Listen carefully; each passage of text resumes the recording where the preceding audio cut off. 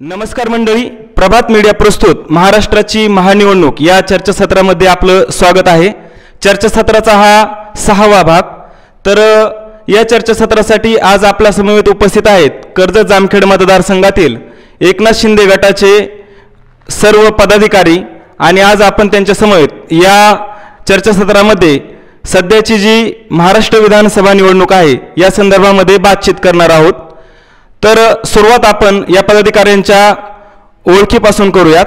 तर आज या चर्चासत्रासाठी उपस्थित आहेत कर्जत तालुका प्रमुख शिवसेना शिंदे गटाचे माननीय श्री बापूसाहेबजी नेटके, ज्यांना मेजर म्हणूनही या ठिकाणी ओळखलं जातं। त्याचप्रमाणे माननीय सोमनाथजी शिंदे जे कर्जत तालुक्याचे युवा सेना प्रमुख आहेत शिंदे गटाचे। त्याचप्रमाणे माननीय विकासजी काळे जे राशीन जिल्हा परिषद गटाचे प्रमुख आहेत शिंदे सेनेचे। त्याचप्रमाणे माननीय ऋषभजी परदेशी जे कर्जत तालुक्याचे शिंदे गटाचे उपप्रमुख म्हणून काम पाहतात। तसेच माननीय दीपकजी जंजिरे जे राशीन शहराचे शहर प्रमुख म्हणून या ठिकाणी काम पाहतात। त्याचप्रमाणे हनुमंतजी शिंदे जे शिंदे सेनेचे शाखा प्रमुख आहेत। तसेच माननीय अंकुशजी खरात जे या भागातील एक उद्योजक आहेत। अशा सर्वांसमवेत आपण चर्चासत्राला सुरुवात करणार आहोत। आपल्या पहिल्या प्रश्नाने, आपण सर्वजण मित्रपक्ष म्हणून महायुतीमध्ये सहभागी आहात शिंदे सेनाचे गट। तर माझा प्रश्न असा आहे की मित्रपक्ष या नात्याने आपण राम शिंदेंना निवडून आणण्याकरता काम करत आहात, तर यासाठी तुमची नेमकी कार्यपद्धती काय राहील? आम्ही महायुतीचे उमेदवार म्हणून प्राध्यापक राम शिंदे साहेब हे उमेदवार आहेत। गेले त्यांना 10 वर्षाचा अनुभव आणि त्यांचं असणारं मतदारसंघावरचं म्हणजे प्रभुत्व आणि एक जनसामान्यातले असणारी ती व्यक्ती आहे। आणि जे प्रशासन आहे, प्रशासनामध्ये नेहमी निलतेने असं वागणार आणि काम करण्याचं प्रत्येक हेडवाईज आणि प्रत्येक स्कीममध्ये महाराष्ट्र शासनामध्ये त्यांना अतिशय सुंदर असा अनुभव आहे। त्याच्यामुळं आणि आमचे एक माननीय मुख्यमंत्री एकनाथजी शिंदे साहेब यांचाही त्यांच्यावर अतिशय दृढ असा विश्वास आहे आणि उपमुख्यमंत्री दोघांचाही त्या शिंदे साहेबांवरती विश्वास आहे। आणि निश्चितच आमच्या मतदारसंघामध्ये मोठ्या प्रमाणामध्ये विकास कामं होणार असल्याने आम्ही शिवसेना म्हणून शिंदे साहेबांच्या पाठीमागं खंबीरपणे उभा राहणार असून आणि 100% त्यांना भरघोस मताने म्हणजे जास्त लीडने 2024च्या विधानसभा निवडणुकीमध्ये त्यांचा विजय हा निश्चित आहे। धन्यवाद सर। सोमनाथजी, तुम्हाला काय वाटतं? नामदार राम शिंदे साहेब यांचा एक साधारणतः 2007 साली कर्जत जामखेड तालुक्यामध्ये त्यांच्या सौभाग्यवती आशा वहिनींचा सभापती म्हणून जो प्रवेश झाला तेव्हापासून आत्तापर्यंत आमदार राम शिंदे साहेबांकडून कुठल्याही कार्यकर्त्यावर आजपर्यंत टोकाचा अन्याय झालेला नाही। आणि देवेंद्र फडणवीस साहेबांच्या सरकारच्या काळामध्ये त्यांना गृह खात्यासारखं गृह खातं मिळून सुद्धा कुठल्याही कार्यकर्त्याला संपवण्याचा प्रयत्न केला नाही। त्याचा सगळ्यात जास्त फायदा प्राध्यापक राम शिंदे साहेबांना झाल्याशिवाय राहणार नाही। कारण जो सामान्य कार्यकर्ता आहे त्या सामान्य कार्यकर्त्याला आतापर्यंत कुठलीही टोकाची भूमिका घेऊन कुठल्याही टोकाचं वैरोध पटवून आजपर्यंत राम शिंदे साहेबांची वागणूक नाही। त्याचा सगळ्यात जास्त फायदा राम शिंदे साहेबांना झाल्याशिवाय राहणार नाही। आणि किती जरी पैसा पडून आला आणि किती जरी तुम्हाला सांगतो मोठे नेते आले तरी सुद्धा एक सर्वसामान्य सालकऱ्याचा पोरगा परत आमदार झाल्याशिवाय राहणार नाही, हे आम्हाला विश्वास आहे। धन्यवाद। आपण या बाबतीत वेगळं काही सांगू शकाल का? शिंदे साहेबांनी कर्जत जामखेड मध्ये टँकर मुक्त केला। सर्व पाण्याचं म्हणजे बिकट परिस्थिती आहे कर्जतची, पण पाणी आता कुठंच कमी पडत नाही। जलयुक्तमुळं पाईपलाईनमुळं म्हणजे पाण्याचा महत्त्वाचा प्रश्न शिंदे साहेबांनी मार्गी लावल्यामुळं जनता पूर्ण त्यांच्या पाठीशी आहे। ठीक आहे, मला विचारायचं असं आहे की मित्रपक्ष म्हणून तुम्ही त्यांच्या पाठीशी कसे उभं राहाल? महायुतीचे उमेदवार प्राध्यापक राम शिंदे साहेब कर्जत जामखेडमध्ये कुकडीची जी योजना आहे कॅनल, ते शिंदे साहेबांचे युती सरकार असताना कुकडीचा कॅनल कर्जतपासून पुढे नेण्याचा काम शिंदे साहेबांनी चापडगावपर्यंत केला व तिथनं पुढं करमाळ्याला पाणी ही न्यायचं ही शिंदे साहेबामुळेच पुढं जाऊ शकलं पाणी। किंवा पाणी आणायचं असेल तर फक्त शिंदेसाहेबच आणू शकतात, अन्यथा दुसरं कोण आणू शकत या कारणास्तव तुम्ही त्यांना शिंदेसाहेब आपला तो आपलाच. आपला तो आपलाचा प्रश्न आलेला आहे. मी तसा हा प्रश्न प्रत्येकाला विचारलेलाच आहे, परंतु केवळ भूमिपुत्र आहेत म्हणून तुम्ही शिंदे साहेबांना निवडून द्याल का? केवळ भूमिपुत्र म्हणूनच नाही तर शेवटी विकास जर करायचा असेल, सर्वसामान्य कार्यकर्त्याला जर मान सन्मान पाहिजे असेल तर राम शिंदे साहेबांची फार गरज आहे. आणि विकास हा राम शिंदे साहेबांनी अनेक लोकांना दिलेला आहे. अनेक गावांमध्ये रस्ते झालेले आहेत, अनेक गावांमध्ये डिप्या गेलेल्या आहेत, अनेक गावांमध्ये सर्वसामान्य कार्यकर्त्याला मोठं करण्याचं काम शिंदेसाहेबांनी केलेलं आहे. आणि अनेक कार्यकर्ते शिंदेसाहेबांच्या जीवावर मोठे झाले, परंतु त्या कार्यकर्त्यांना टोकाचं संपवण्याचं काम हे राम शिंदेसाहेबांनी 20 वर्षामध्ये केलं नाही. आणि राम शिंदेसाहेबांना प्रत्येक कार्यकर्त्याची चांगल्या रीतीने जाण आहे, माहिती आहे. आणि आजपर्यंत कर्जत तालुक्यामध्ये असा एकही नेता नाही की ते राम शिंदे साहेबांच्या नेतृत्वामध्ये काम केलेलं नाही. त्यामुळे आम्हाला त्याचा आनंद आहे. आणि सगळ्यात महत्त्वाचं, आजपर्यंत राम शिंदे साहेबांनी जे काम केलं आहे त्या महायुतीच्या उमेदवाराबरोबर किंवा भारतीय जनता पार्टी मित्र पक्षाच्या जो कोणी उमेदवार असेल त्याच्याबरोबर आजपर्यंत जिल्ह्यामध्ये तालुक्यामध्ये प्राध्यापक राम शिंदेंनी कधीही बेईमानी केलेली नाही. त्यामुळे त्यांना सगळ्या मित्रपक्षाने आम्ही काम करतोय. सरांच्या एकंदरीत बोलण्यावरून असं जाणवतंय की रोहित पवारांवरती ते म्हणजे आरोप करत आहेत असं आपण म्हणू शकतो की रोहित दादा तोडाफोडीचं राजकारण करतात, जे शिंदे साहेब करत नाहीत. बरोबर आहे. कारण विद्यमान आमदार गेली 5 वर्षाच्या कालखंडामध्ये जे आज एक अभ्यासू नेतृत्व शेवाळ्यांना सारख्यांनी काल प्रवेश केला, त्यांचा मुलगासुद्धा ॲडव्होकेट आहे आणि आमच्याबरोबर संचालक आहे. असे एक सुज्ञ माणसं आणि एक विचारवंत असे म्हणजे अशी सुद्धा विद्यमान आमदारकडून भूमिपुत्राला काल त्यांनी पक्षामध्ये प्रवेश केला.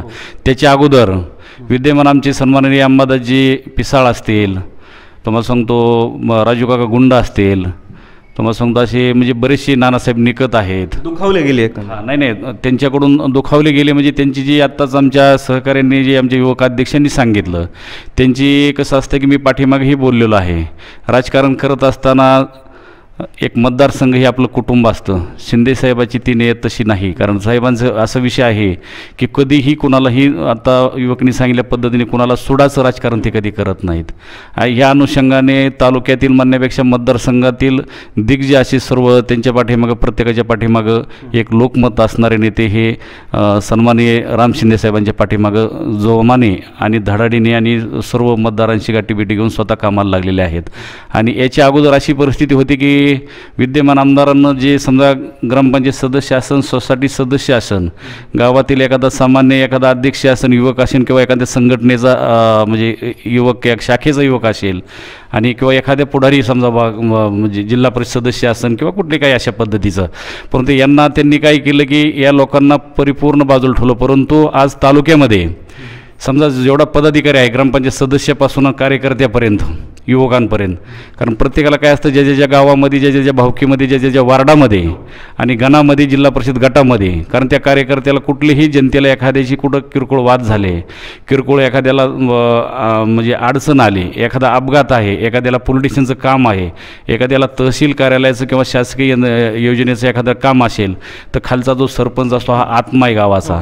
अशा सरपंचांना विश्वासात न घेणं, परंतु शिंदेसाहेबांनी अक्षरशः 5 वर्षापूर्वी त्यांचा पराभव जरी झाला तरी त्यांनी 2.5 वर्षे अगदी शांत राहून कुठेही जरी पराभवाला सामोरं जावं लागलं तरी त्यांनी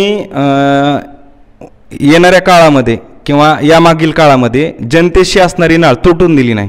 जनतेशी असणारी नाळ त्यांनी तुटू दिलेली नाही. ते विधान परिषदेवरती निवडून गेल्यानंतर अक्षरशः मतदारसंघामध्ये जोमाने जे काही शासनाच्या स्कीम असतील त्यांनी स्वतः कबूल केलं की मी कोणावर दोष देत नाही, मी स्वतःच म्हणजे माझ्या पराभवाला मी कारणीभूत आहे या उद्देशानं. आणि आज तालुक्यातील सर्वच पदाधिकारी आणि समोरच्या विद्यमान आमदारचं असं मत आहे की बा ग्रामपंचायत सदस्य असो, अमुक असो, तसं मला बाकीच्यांची काही गरज नाही, मी डायरेक्ट जनतेशी. परंतु एक लक्षात ठेवा की हा जो कणा असतो गावातील, ग्रामपंचायत सदस्य असेल, सोसायटी सदस्य असेल, सरपंच असतील, पंचायत समिती सदस्य, हे महत्त्वाचा कणा आहे. आहे यांना जर आपण विश्वासात नाही घेतलं आणि त्यांना जर आपण जिथली तिथं म्हणजे योग्य मान सन्मान नाही दिला, याच्यामुळं अख्ख्या मतदारसंघामध्ये अक्षरशः आज भूमिपुत्राची एवढी प्रचंड प्रमाणामध्ये लाट आहे आणि कितीही प्रयत्न समोरच्या विद्यमानाने केला तरी त्याचा उपयोग 2024मध्ये होणार नाही, हे असं मी खात्रीपूर्वक सांगतो. धन्यवाद. मला या प्रश्नालाच अनुसरून पुढचा प्रश्न असा विचारायचा आहे की सध्या रोहितदादा विद्यमान आमदार आहेत या मतदारसंघाचे आणि शिंदेसाहेबही विधान परिषदेवरती आहेत. तर रोहितदादा यंदाच्या निवडणुकीमध्ये राम शिंदेसाहेबांना आव्हान देऊ शकतात का? नाही देऊ शकत. त्याची कारणं सांगू शकाल? शिंदेसाहेबांचे कामच लय येतं. म्हणजे शिंदेसाहेबांनी असं सांगितलं होतं की तुम्ही काम आणा, मी काम करून देतो. असे ते काम सांगितलं आणि केलं नाही असं त्यांच्यात घडलंच नाही कधी. त्याच्यामुळं त्यांनी एवढा विकास केला आहे की मागच्या पंचवर्षामध्ये मंत्री असताना की त्याची तुलनाच कोणी करू शकत नाही. कुठं काम झालं नाही असा विषयच नाही. त्याच्यामुळे जनता त्यांच्या पाठीशी, त्याच्यामुळं ते तुलना करू शकत नाहीत. तुम्हाला काय वाटतं या संदर्भामध्ये? शिंदेसाहेबांनी कामं शेतकऱ्याला जी जिव्हाळ्याचे प्रश्न आहेत ते सोडवलेत. लाईट आणि पाणी, शेतकऱ्यांना काय शेती समृद्ध व्हायसाठी शेतकऱ्यांना पाणी आणि लाईटीचाच प्रश्न गंभीर. मूलभूत सुविधा आहेत, मूलभूत सुविधा. पाणी आणायचं काम 100% शिंदेसाहेबाशिवाय कोणी केलं नाही. रोहितदादा होते त्या टायमाला ओव्हरफुलचं पाणीसुद्धा त्या ओव्हरफुलच्या टायमिंगला पाणी आलं नाही. हे आत्ताच्या टायमाला शिंदेसाहेबांनी पाणी ओव्हरफुलचं पाणी प्रत्येक गावाने प्रत्येक तळी ओव्हरफुल करून दिलेत. आमच्या चापडगावमध्ये 5 तलावात त्यापैकी 4 तलावात ओव्हरफुलचं पाणी 100% ओव्हरफुल करून दिलेत तळी. तिथनं पुढं करमाळ्याला गेलं पाणी, नंतर शिना नदीत सोडलं. शिना नदीपासून जवळच्या पुढं. तुमचं असं मत आहे की साहेबांच्या या सगळ्या पाठपुराव्यामुळे शेतकरी आणि कामगार वर्गामध्ये एक प्रकारचं समाधान आहे? समाधानाचं वातावरण आहे. शिंदेसाहेबांनी पाणी नसतं आणलं तर आता जी अपुरा पाऊस पडलाय त्याने ओव्हरफुल तळीसुद्धा भरली नसती किंवा पाणी आत्ताच्याच पिकाला कमी पडलं असतं. पण शिंदेसाहेबाची ओव्हरफुलचं पाणी आल्यामुळं पिके 100% शेतकऱ्याच्या पदरात पडणार. त्यामुळे शेतकरी वर्ग समाधानी आहे. धन्यवाद. मला या प्रश्नासंदर्भात काकासाहेबांनाही विचारायचं आहे, काय वाटतं तुम्हाला? शिंदेसाहेब मंत्री होते 13 खात्याचे. त्यांचा कामाचा अनुभव फार गाढ आहे. थेट त्यांचा जनतेशी संपर्क आहे. प्रत्येक मतदारसंघामध्ये प्रत्येक पुढाऱ्याला पाठबळ देण्याचं काम कुठलंही. आज आमच्या राशीन शहरामध्ये दीपक जंजीर आमचे शहर प्रमुख आहेत, त्यांनी एक निवेदन दिलं की लगेच DP मंजूर केली. असे कुठलाही माणूस त्यांच्या दारामध्ये गेलाय आणि तो मोकळ्या हाताने आलाय असं कधी झालं नाही. शेवटी कसं असतं, कर्जत जामखेड मतदारसंघामध्ये शिंदेसाहेबांचं जे काम आहे ते खूप चांगलं आहे. लोकांना एवढा पराभव झाला तरी ते पुन्हा सक्रिय झाले. लोकांच्या सुखादुःखात लोकांची कामं, कुठल्याही प्रकारचा रोष जनतेचा त्यांच्यावरती कधीही नाही. आजही सगळी जनता ही त्यांच्या पाठीमागं आहे ठामपणे आणि त्यांचा विजय आज निश्चित आहे. आणि येणाऱ्या 2024-22 तारखेला ह्या कर्जत जामखेड मतदारसंघामध्ये रामराज्य आल्याशिवाय राहणार नाही. आणि आमचे साहेब लवकरच ह्या अहिल्यानगर जिल्ह्यामध्ये पालकमंत्री म्हणून होतील. त्यांना चांगलं कॅबिनेट खातं भेटेल. मला त्या प्रश्नाकडे जायचंच आहे. DPचा प्रश्न तुम्ही मांडला, मला दीपकजींना याचा अनुभव विचारायचा आहे. मी DP संदर्भात त्यांना एक फोन केला की चिलोडी अंतर्गत वार्ड क्रमांक 6मध्ये सतत लाईट जाणे, लाईट गेल्याच्या नंतर 8-9 तास लाईट नव्हती येत. मी शिंदे साहेबांना एक फोन केला. आमचे तालुका अध्यक्ष बापूसाहेब नेटके, सोमनाथजी शिंदे ह्यांच्या समोर चर्चा करून मी शिंदे साहेबांना एक फोन केला. मला लगेच तुरंत DP दिली. म्हणजे काम तत्परपणे करणं ही साहेबांची खासियत आहे. हो, 100%. ओके, धन्यवाद. माझा पुढचा प्रश्न असा की सध्याचे आपल्या महाराष्ट्र राज्याचे विद्यमान मुख्यमंत्री माननीय एकनाथजी शिंदे साहेब, तर त्यांच्या कार्यशैलीबद्दल तुम्हाला एकंदरीत काय वाटतं? महाराष्ट्र राज्याचे मुख्यमंत्री आदरणीय एकनाथजी शिंदे साहेब यांचं अख्ख्या महाराष्ट्रानं पाहिलेलं आहे. एक रिक्षा चालवणारा मुख्यमंत्री, एकटाच मुलगा आहे, त्यांच्यावरती पूर्वी त्यांचा जो इतिहास सर्वच महाराष्ट्राला माहीत आहे की बाबा आज एवढं म्हणजे दुःख हे होऊन सुद्धा आज रिक्षावाला मुख्यमंत्री होते आणि अक्षरशः त्यांना महाराष्ट्रातील जनतेसाठी इतकं त्यांनी योजना आणलेल्या आहेत. म्हणजे त्याच्यामध्ये लाडकी बहीण असेल, आता शेतकऱ्यांच्या लाईट बिलाच्या संदर्भामध्ये असेल, आज मुलींच्या वैद्यकीय शिक्षणाच्या संदर्भामध्ये असेल, धडाडीने ते अतिशय सुंदर असे निर्णय झालेले या सगळे जनतेने रोज पाहत आहेत. कारण आता सध्याच्या परिस्थितीमध्ये तुम्हाला सांगतो महाराष्ट्रामध्ये सर्व जनता हुशार झालेली आहे, ॲक्टिव्ह झालेली आहे. सर्व तुम्हाला सांगतो एक टेक्निकल पद्धतीने तुम्हाला सांगतो प्रत्येक गोष्टी कुठला जे आर निघाला की हा एकनाथ शिंदे साहेबांचंच म्हणजे असं जबरदस्त आहे आणि त्यांना साथीला अजितदादा आणि देवेंद्र फडणवीस साहेब आहेत. या उद्देशानं त्यांनी महाराष्ट्रामध्ये इतकी भरपूर कामं केली. आजपर्यंत कुठल्याही मुख्यमंत्र्यांनी कुठला वारसा नाही. आज एकनाथ शिंदे साहेबांना कुठला कारखाना नाही, त्यांची कुठली एखादी शिक्षण संस्था नाही किंवा कुठं काही म्हणजे त्यांचे स्वतःचं काही नसताना सुद्धा तुम्हाला समजा आज एक गरीब घराण्यातला आणि एक मराठा म्हणून चेहरा अक्षरशः सर्व समाजाला सामावून घेणारा असा चेहरा एकनाथजी शिंदे साहेब आहेत आणि त्यांनी निश्चितच महाराष्ट्राला प्रगतीपथावर नेलेलं आहे. तर असं आमच्या मुख्यमंत्र्यांची खासियत आहे. आणि वरती मुख्यमंत्री एकनाथ शिंदे आहेत, आमच्या मतदारसंघामध्ये उमेदवार राम शिंदे आहेत, आमचे युवक अध्यक्षसुद्धा सोमनाथजी शिंदे आहेत. शिंदेशाही शिंदेशाही आताच राशीनला एक शिंदे साहेबांच्या प्रचारात तुम्हाला समजा ज्योतिरादित्य केंद्रीय मंत्री त्या ठिकाणी आल्यानंतर अतिशय त्यांनी एक राजघराणं येते, परंतु अतिशय त्यांचे आमच्या जिल्ह्यामध्येच नव्हे तर महाराष्ट्रामध्ये बऱ्याच ठिकाणी त्यांचे स्थावर आहेत. अतिशय खूप लोकांना त्यांचं म्हणजे बा इतकं म्हणजे फायदा आहे. तर अशा व्यक्तीने त्या दिवशीसुद्धा शिंदे साहेबांना अक्षरशः फुल आशीर्वाद दिलेला आहे. आणि समोरचे काही जे असतात ते जातीजातीमध्ये विष पेरणं किंवा गटागटामध्ये विष पेरणं अशा गोष्टी चालू आहेत. असं आमच्या शिंदे साहेबांना मुख्यमंत्र्याला चालत नाही. आणि इथल्या विद्यमान आपल्या म्हणजे आत्ता जे आमचे शिंदे साहेब आहेत, राम शिंदे साहेब, यांनासुद्धा हे चालत नाही. जातीचं किंवा गटागटाचं राजकारण केलं जातं असं आता तुम्ही म्हणालात विरोधी पक्षाकडून. तर एका बाबतीमध्ये शिंदे साहेबांवरती म्हणजे एकनाथ शिंदे साहेबांवरती गद्दार असं म्हणून पण विरोधी पक्षाकडून बोललं जातं. तर या संदर्भात तुम्ही काय बोलाल? महाराष्ट्र राज्याचे मुख्यमंत्री एकनाथभाई शिंदे यांना गद्दार म्हणण्याचा महाविकास आघाडीच्या कुठल्याही नेत्याला अधिकार नाही. कारण गद्दारी ही महाविकास आघाडीने पहिली महाराष्ट्रात आणली. आणि महाराष्ट्र राज्याचे मुख्यमंत्री एकनाथभाई शिंदे यांनी हिंदुत्व वाचवण्यासाठी, बाळासाहेबांचे विचार वाचवण्यासाठी, बाळासाहेबांचे विचार जे घाण ठेवले होते ते परत आणण्यासाठी एकनाथ शिंदे साहेबांनी पुढं पाऊल उचलून परत नंतर तुम्हाला सांगतो हिंदुत्व जागा करून बाळासाहेबांचे विचार पुढे आणलेले आहेत. त्यामुळे गद्दार म्हणण्याचा महाविकास आघाडीला तरी कमीत कमी अधिकार नाही. कारण महाराष्ट्रामध्ये गद्दारी आणण्याचं पाप हे फक्त महाविकास आघाडीने केलंय असं माझं मत आहे. आणि महाराष्ट्र राज्याचे मुख्यमंत्री एकनाथभाई शिंदे हे रात्रंदिवस कार्यकर्त्यांसाठी झटतात. वर्षा बांगला हा महाराष्ट्र राज्याच्या मुख्यमंत्र्यांनी अनेक सर्वसामान्य जनतेला दाखवलाच नाही तर सर्वसामान्य जनता तिथं जेवण, नाश्ता, चहा पाण्याचा मान सन्मान घेऊन आलेले आहेत. आणि ह्या गद्दारांना म्हणण्याचा किंवा ह्या गद्दारांना असं करणं म्हणण्याचा ह्या महाविकास आघाडीला बिलकुल अधिकार नाही.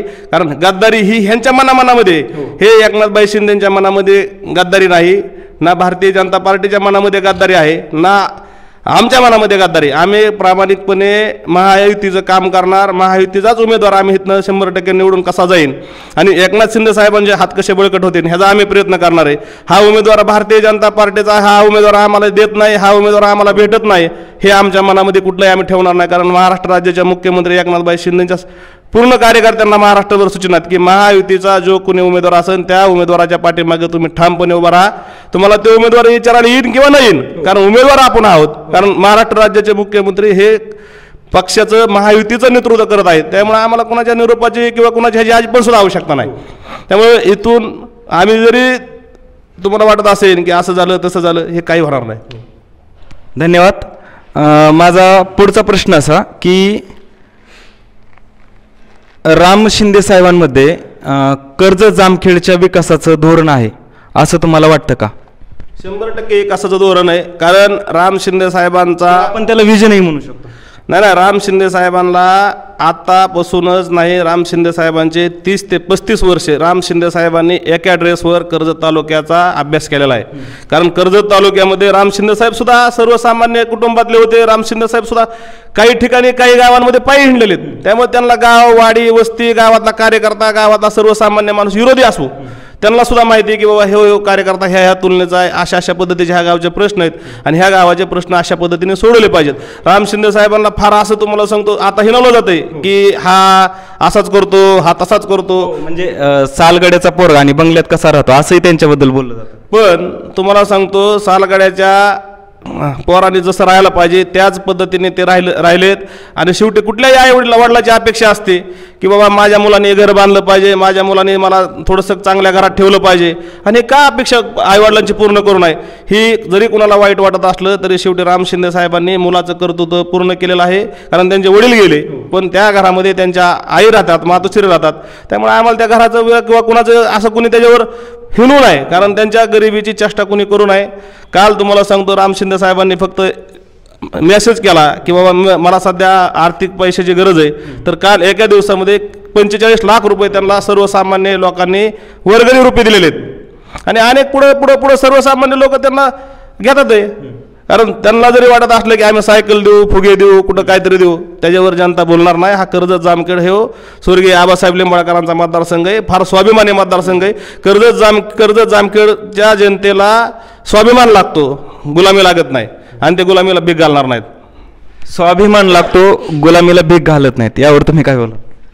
आपण आत्ताच बघितलं 2024च्या विधानसभेची, आत्ता गेल्या 2 महिन्यापूर्वी अख्ख्या तालुक्यामध्ये म्हणण्यापेक्षा मतदारसंघामध्ये स्वाभिमान काय असतो हे बघितलं आपण. सुपारी असेल, त्याला टोपी असेल, बाज असेल, अक्षरशः बेडूक असेल, असं बाहेरून येऊन परक्या उमेदवारांनी बाहेरून येऊन या ठिकाणी आपण जी म्हणतो ना भूमिपुत्र, परंतु त्यांनी 5 वर्ष या ठिकाणी विद्यमानांनी तुम्हाला सांगतो अक्षरशः त्यांच्यावरती अशी टीका म्हणजे जनतेवरती केली. असं म्हणजे त्याचा पूर्ण ह्याच्यामध्ये ही स्वाभिमानी जनता आहे मतदारसंघातली. अक्षरशः खालच्या थराला जाऊन जर अशा टीका करणं, त्याचे फ्लॅक्स लावणं हे जनतेला कुठलंही मनामध्ये म्हणजे त्याला भावलेलं नाही. अक्षरशः पूर्ण म्हणजे मुळात ती महाराष्ट्राच्या राजकारणाची परंपराच नाही आहे. आणि तो आपण पाहतो ह्या कर्जतमध्ये 4-5 गट आहेत, 8-10 गण आहेत. ह्या गणामध्ये समजा आता आपण जर उदाहरण घेतलं तर प्रवीणदादा असतील, अशोकरावजी खेडकर असतील आणि शेवाळ्यांना, हे तिघही मिळून हे स्वतः एक दिलानं एक आपल्या भूमिपुत्रासाठी तुम्हाला घर टू घर जाऊन आपल्या कार्यकर्त्यांना आपल्याला विनंती देतात. आणि प्रत्येक तुम्हाला सांगतो आज प्रवीणदादा असतील, अशोकराव असतील, अण्णा असतील, हे स्वतः काय म्हणतात 5 वर्षे राम शिंदे साहेब म्हणजे आम्हीच आमदार आहे, तुम्हाला कुठलीही आम्ही अडचण येऊन देणार नाही, तुमचे कुठलेही किरकोळ प्रश्न असतील आम्ही स्वतः मार्गी लावू. अशा धडाडीने सर्व म्हणजे गणामध्ये काम कार्यकर्ते करतायत. आम्ही सुद्धा शिवसेना या नात्यानं शिंदे साहेबांचं एकदम उत्स्फूर्तपणे काम करतो. आणि एक सेनेचे आणि महायुतीचे आणि राम शिंदे साहेबांचे, मुख्यमंत्री सर्वांचेच म्हणजे अजितदादा असतील, आम्ही सर्व जनतेला ही समजून सांगितल्याबरोबर ते आणि आपोआप जनतेच्या लक्षात आलेलं आहे. जनतेने पाहिलं 5 वर्षे. धन्यवाद. मला विकासजींना प्रश्न विचारायचा आहे. तुम्ही राशीन शहराचे प्रमुख आहात, तर आपल्या भागामध्ये एकंदरीत काय कौल वाटतं तुम्हाला शिंदे साहेबांबद्दल? आपल्या इकडे एकंदरीत कौल शिंदे साहेबांचा हा जास्त आहे. ते भरघोस मतांनी निवडून येतील आणि आमचा शिवसेना सगळा स्टाफ त्यांच्या पाठीशी उभा आहे. आम्ही पण घर टू घर जाऊन त्यांच्यासाठी मदत करणार आहे, मतदान मागणार आहे. त्यांना आम्ही भरघोस मतांनी निवडून देऊ. म्हणजे खात्रीने निवडून येऊ शकतात? खात्रीने 100% निवडून येऊ. राशीन आणि भागामध्ये लोकांचा कल जाणवतो. राशीन आपल्या गटामधला शिंदे साहेबांच्या बाबतीत चांगला कौल आहे. ते भरघोस मतांनी निवडून येतील. तुम्हाला या संदर्भात काय बोलायचं? शिंदे साहेबांचा विकास फार विकास आहे. त्याच्यामुळे शिंदे साहेब माणसांना विकास हा काय आहे हे माहीत नव्हता. हा मंत्री असताना तेवढा विकास केला आणि आत्ताच्या तुलनेत कमी पडला.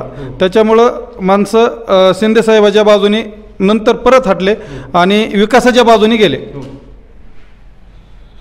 आत्ताच लोकसभेच्या इलेक्शन झाले त्या टायमाला महायुतीच्या पदाधिकाऱ्याने आमचे तालुका प्रमुख मेजर साहेब असतील, युवा प्रमुख सोमनाथ शिंदे असतील, या सर्वांनी तन मन धन करून लोकसभेला सुजयदादा विखे पाटील आमच्या चापडगाव स्वतःच्या गावातून 1250 मतदान केलेलं होतं. आता शेवाळे अण्णा, जिल्हा परिषद सदस्य प्रवीणदादा, अशोकराव हे असल्यानंतर 100% मतदान व्हायला काही अडचण नाही. आणि ती बघायसाठी आता 23 तारीख आपल्याला वाट बघावं लागेल. काकासाहेब, तुम्हाला काय वाटतं? तुम्ही राशीन भागामध्ये काम करत राहता. शिंदे साहेबांचा पालकमंत्री असताना खूप मोठा विकास आहे. श्री जगदंबा देवस्थान निधी असेल, भक्तनिवास असेल, परत पेविंग ब्लॉकची कामं असतील, अमरापूर ते दौंड रोड असं बारामती किंवा धाराशिव ते दौंड रोड असेल, असे बरेचसे कामं, वाड्या वस्त्याने रोड असेल, काय जलशिवारची कामं असतील, ओढे नाले. शिंदेसाहेब म्हणजे दमदार आमदार, पाणीदार आमदार म्हणून शिंदेसाहेबांची ओळख आहे राशीनकरांना. ही काय सांगायची काही गरज नाही. आणि सर्वसामान्यांच्या मनामध्ये भारतीय जनता पार्टी असेल, ही महायुती असेल, एकदा आम्हाला आदेश दिला ना एकनाथभाई शिंदेने, हा पक्ष, हा शिवसेना पक्ष आदेशावर चालणारा पक्ष आहे. उमेदवार कोण आहे, हा मी उमेदवार आहे म्हणून शिवसेना काम करत असते. त्याच्यामुळे काय प्रश्नच उरत नाही आहे.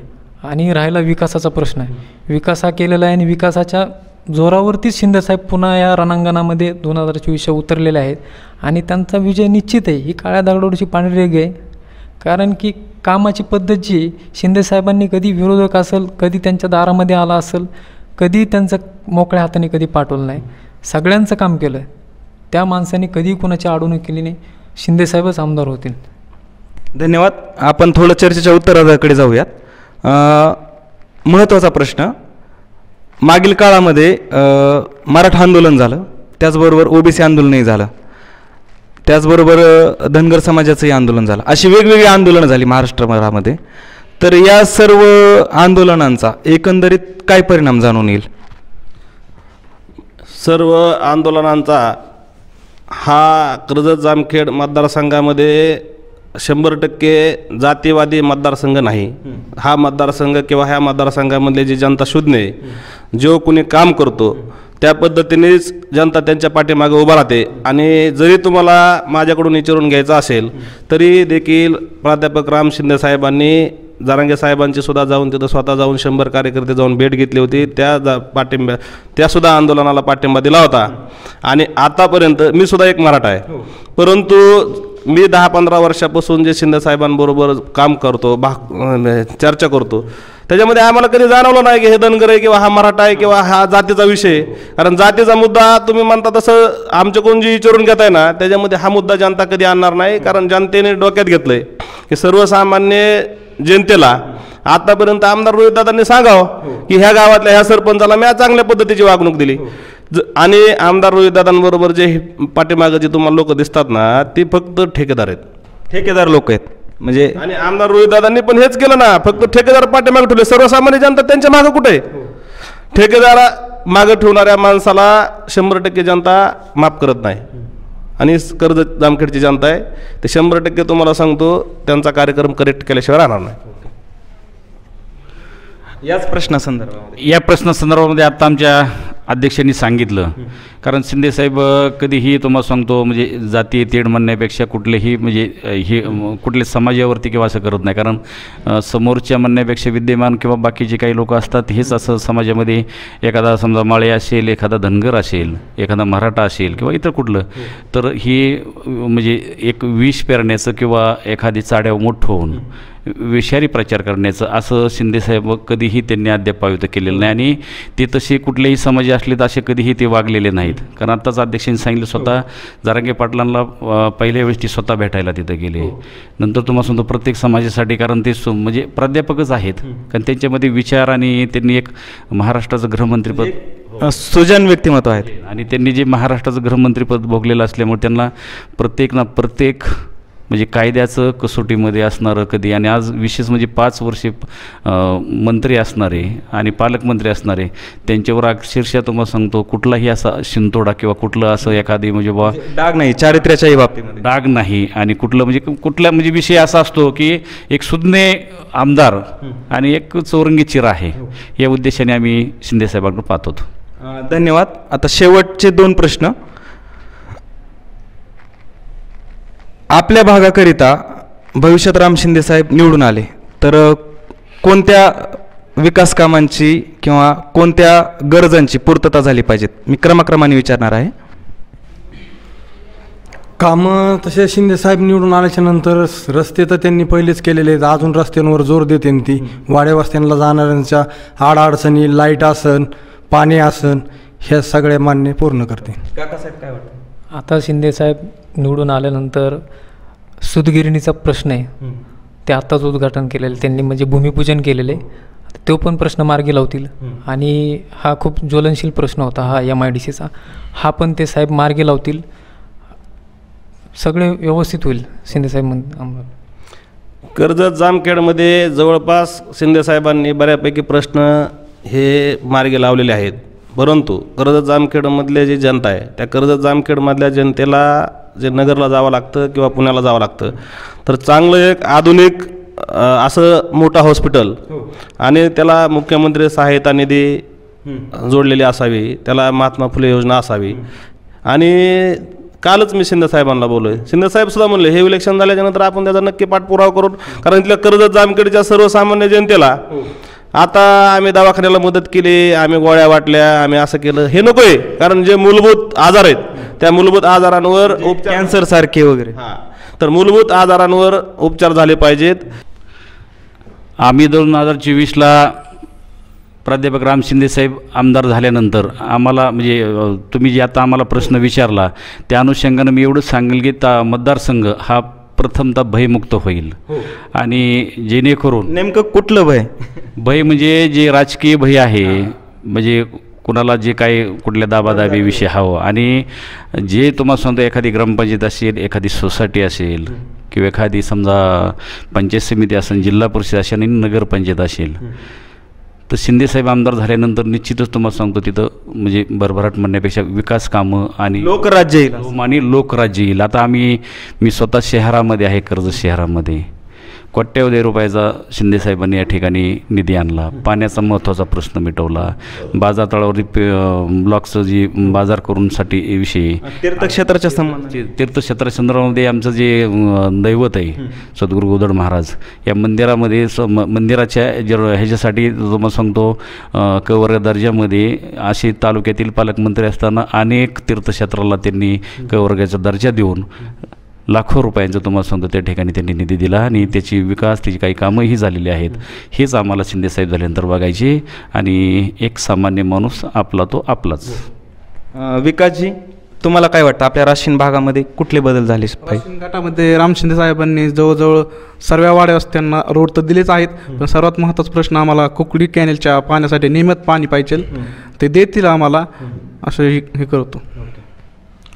शिंदेसाहेबांनी जे कामं भरपूर केलेले आहेत पहिलेच, पण ते आता नंतर निवडून आल्याच्या नंतर माणसाच्या मनाप्रमाणे सगळे कामं होतील, काही कामं राहणार नाहीत आणि माणूस सांगन ते काम करतात.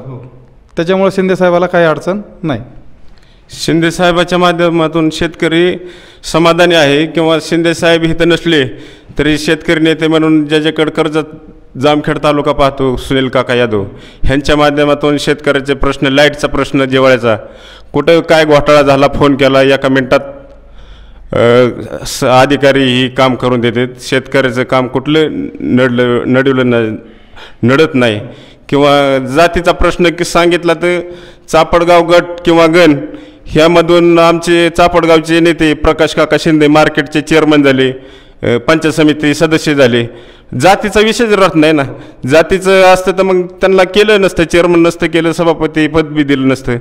मी जातीचं फक्त इलेक्शन पुरतं मर्यादित ठेवलं जातं, किंवा जनतेच्या मनात एखादा प्रश्न काहीतरी उपस्थित करायचा, जनतेचं मन विचलित करायचं, एवढं करते. धन्यवाद. शेवटचे 2 प्रश्न अगदी थोडक्यामध्ये फक्त मत व्यक्त करायचं आहे. राम शिंदे साहेब निवडून आले आणि महायुतीचंही सरकार आलं वरती, तर मंत्रिपदाच्या कुठल्या भूमिकेत त्यांना पाहायला आवडेल? त्यांना उपमुख्यमंत्री पदाच्या भूमिकेत मला आवडन. उपमुख्यमंत्री पदाच्या भूमिकेमध्ये म्हणजे त्यांना तेवढा अनुभव आहे? 100%. त्यांनी आजपर्यंत कुठल्या पदाची अपेक्षा केली नाही साहेबांनी. त्यांचं वेळोवेळी राज्यसभेवर म्हणा, विधान परिषद म्हणा, परत विधानसभेचे अध्यक्ष म्हणा, असे बरेच पदं त्यांना वरून पद त्यांचं, कारण की त्यांचा कारभार आणि त्यांची असलेली पकड ही सगळी माहिती त्यांना. उद्योग खातं आलं पाहिजे, उद्योगमंत्री साहेबांना. शिंदेसाहेबांना कुठलं जरी खातं मिळालं तरी त्याच्यामध्ये शिंदेसाहेब हे कर्जत जामखेडची मान उंचवून अशाच पद्धतीने काम करतील, कारण हेच खातं मिळलं पाहिजे ह्याच्यावर जाऊन आम्ही कुणालाही छेडछाड करण्याचा प्रयत्न करणार नाही. परंतु शिंदेसाहेबांना जे कुठलं खातं मिळेल त्याच्यामध्ये कर्जत जामखेडचं निश्चित नाव महाराष्ट्राच्या पटलावर नेल्याशिवाय शिंदेसाहेब राहणार नाहीत एवढं आम्हाला वाटतं. शिंदेसाहेब आमदार झाल्यानंतर त्यांना आपण आत्ताच विचारलं की बुवा आम्हाला त्यांना कसं पाहावंसे असं वाटतं, परंतु एक लक्षात ठेवा, शिंदेसाहेब ही स्वाभिमानी आणि तो कुठलंही महाराष्ट्र लेवलला विधानसभा असतील, विधान परिषद म्हणजे आमदार असताना विधानसभेचे आमदार झाल्यानंतर ते कधीही मागत नसतात, अडून बसले नाही, मागून कधी काही भेटत नसतं, हे मनाने आलं पाहिजे आणि त्यांच्यामध्ये तेवढे गुण आहेत. त्या उद्देशाने ते निश्चितच मंत्री होणार. कुठलंही खातं जर त्यांना मिळालं तर त्यांच्यामध्ये तेवढे गट्स आहेत आणि ते निश्चितच आता अध्यक्षांनी सांगितल्या पद्धतीने ते सांभाळून ज्या त्या खात्यामध्ये कधीही म्हणजे कुठला डाग लागणार नाही अशा पद्धतीचं आणि नाव उंचवण्याचं कसं असतं त्यांचं नेहमी सांगणं असतं शिंदेसाहेबांचं. एक लक्षात ठेवा, बैल गेला झोपा गेला आणि आपल्याकडं आल्यालं एक लक्षात ठेवायचं, करील त्याची पाटीलकी असते. आपण जर कुठलंही पद समजा, आता मी पंचायत समिती म्हणजे उपनगराध्यक्ष होतो, पंचायत समितीचे उपसभापती होतो, त्या कार्यकाळाला ते नेहमी सांगायचे एक दिवस महत्त्वाचा होतं. 5 वर्षामध्ये स्थानिक लेवलला तुम्हाला सांगतो 5-5, 6-6 इलेक्शन असतात. मग त्याच्यामध्ये ग्रामपंचायत, सोसायटी, जिल्हा परिषद, पंचायत समिती, नगरपंचायत. परंतु त्यांचं असं मत आहे की जिथल्या ज्या वेळेमध्ये म्हणजे राजकारणामध्ये कुठलेही गटतट हे करता आपलं एकदा इलेक्शन संपलं की आपण आपल्या कामाला लागायचं आणि आपल्याला जी संधी मिळाली त्याच्या तेवढ्या दिवसामध्ये ते सोनं करायचं.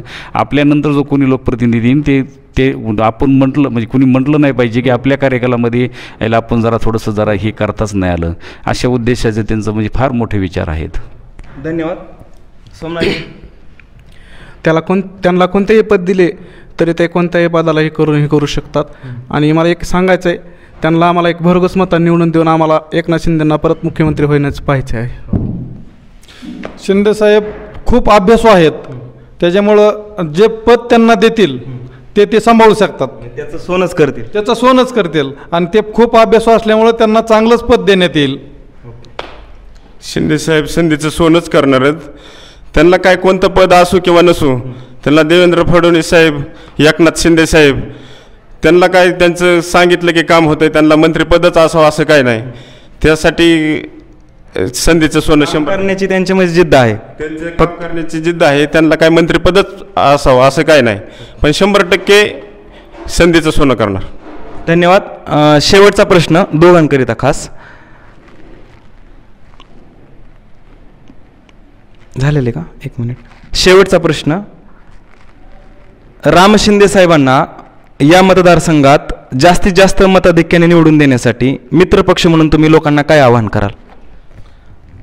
कर्जत जामखेडमधल्या सर्वसामान्य जनतेला एवढंच मी आवाहन करतो की जर आज आपल्याला कर्जत तालुक्याचा स्वाभिमान, मान, अपमान जर होऊन द्यायचा नसेल तर राम शिंदे साहेबांच्या पाठीमागं उभं राहण्याची फार गरज आहे. आणि सगळ्यात महत्त्वाचं की आत्तापर्यंत जी 10 वर्षे काम केलं आहे राम शिंदे साहेबांनी, तिथं सर्वसामान्य लोकांना पुढं ठेवूनच, डोळ्यापुढं ठेवूनच काम केलेलं आहे.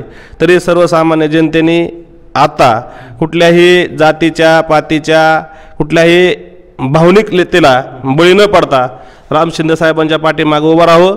आणि राम शिंदे साहेबांच्या पाठीमागं उभं राहिल्याच्या नंतर अनेक असे प्रश्न आहेत, त्या प्रश्नांना आपल्याला वाचा फोडण्याला एक व्यासपीठ मिळेल आणि हक्काने आपण शिंदे साहेबांचं कान धरून सांगू की बाबा इथं शिंदे साहेब हे करावं लागेल.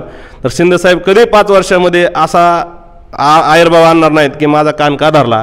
कारण सर्वसामान्य लोकांच्या कुटुंबामध्ये जाऊन सर्वसामान्य लोकांचं ऐकून घेण्याची क्षमता फक्त राम शिंदे साहेबांमध्ये आहे, ते रोहितदादांमध्ये नाही. ही सर्वसामान्य जनतेने, सर्वसामान्य कार्यकर्त्यांनी याची नोंद घ्यावी व शिंदे साहेबांना मदत करावी एवढं आवाहन करतो.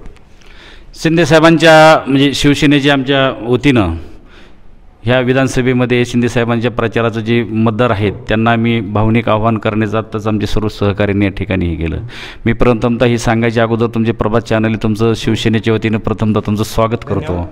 आणि आम्ही आव्हान करत असताना, कारण जनतेला आव्हानाची काही गरज नाही, जनतेला फक्त आम्ही एकच सांगतो की हे कुठलेही विषारी प्रचाराला फक्त बळी पडू नका, एवढंच फक्त. आणि मतदार हे नाही हुशार आहेत, म्हणजे कर्जत जामखेडचे, त्यामुळे मतदारांनीच हातामध्ये घेतलेलं आहे. त्याच्यामुळं मतदार परिपूर्ण चांगल्या भावनेनं शिंदेसाहेबाच्या पाठीमागं आपला तो आपलाच, आपला भाऊ रामभाऊ. दीपकजींनाही बोलायचं आहे अगदी थोडक्यात. 2014च्या निवडणुकीमध्ये जसं आपलं खाडे साहेबांना जसं शिवसेनेने भरघोस मतदान केलं, तसंच सर्व शिवसेनेला मी विनंती करतो की तुम्ही सगळे राम शिंदे साहेबांच्या पाठीमागे ठामपणे उभं राहा. कर्जत जामखेड मतदारसंघामध्ये आता दीपकजींनी सांगितलं की खाडेसाहेब उभा राहिले होते त्यावेळेस 47,000 मताधिक्य घेऊन 2 नंबरला राहिले होते खाडेसाहेब. हा शिवसेनेचा जो मतदार आहे तो पूर्णपणे रामजी शिंदे साहेबांच्या पाठीमागे आहे आणि ते निवडून आल्याशिवाय राहणार नाही. ही कर्जत जामखेडची जनता स्वाभिमानी आहे आणि त्यांना आवश्यकता नाही आहे, त्यांना माहिती आहे त्यांच्या मनामनामध्ये की शिंदे साहेबांनी काय केले. ही लाडकी बहीण योजना असेल, बऱ्याचशा अशा महाराष्ट्र सरकारच्या योजना आहे त्या खूप जनतेपर्यंत त्यांनी पोचवण्यासाठी आणि शिंदे साहेबांनी नेहमी कर्जत जामखेडच्या जनतेचं हित डोळ्यासमोर ठेवून त्यांचं हित जोपासण्याचं काम हे केलेलं आहे आणि शिंदे साहेब नक्की आमदार झाल्याशिवाय राहणार नाही. धन्यवाद.